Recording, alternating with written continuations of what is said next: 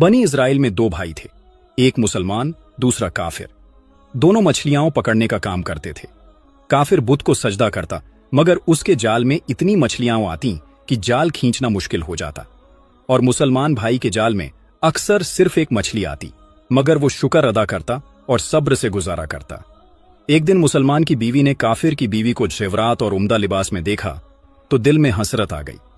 रात को खाविंद से बोली, बस मियां, या तो मुझे तलाक दे दो या फिर अपने भाई की तरह बुतों की पूजा शुरू कर दो।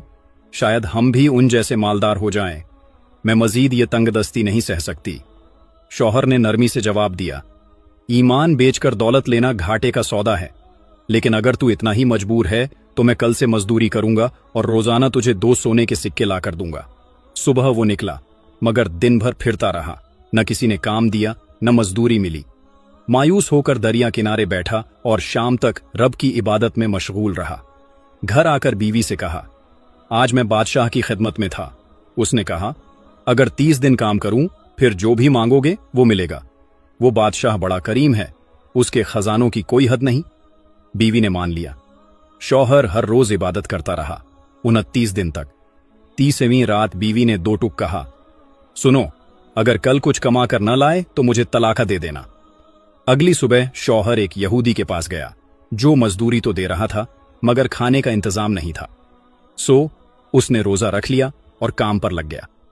उसी दिन एक अजनबी शख्स घर आया और दरवाजा खटखटाकर बीवी को 29 सोने के सिक्के दे गया।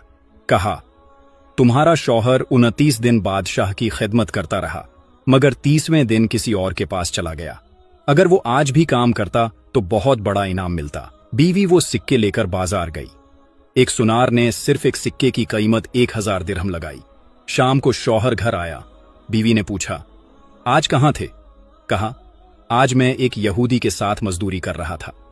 तब बीवी ने अशरफियों का सारा वाकया सुनाया। शौहर ये सुनकर रो पड़ा, इतना रोया कि बेहोश हो गया। जब होश आया तो कहा, अफसोस, मैंने बादशाह दो जहां यानी रब्बुल आलमीन की खिदमत छोड़ दी। फिर सब कुछ छोड़कर पहाड़ों पर चला गया और बाकी जिंदगी रब की इबादत में गुजार दी और वहीं वफात पा गया।